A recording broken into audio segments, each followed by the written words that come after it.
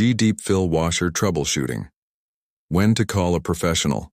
When dealing with a malfunctioning deep fill washer, it's essential to know when to call a professional.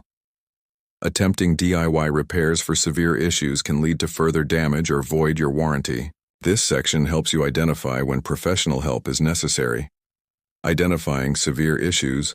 Some problems require expert intervention. Key indicators include water leaking from the machine, unusual noises during operation, electrical issues such as tripped breakers or blown fuses, error codes that persist after basic troubleshooting. If you notice any of these signs, it's time to contact a professional technician. Cost considerations. Repair costs vary based on the issue's severity. Here's a quick breakdown. Issue estimated cost. Leaking water, $100. $200. Electrical issues, $150. $300. Motor replacement, $200.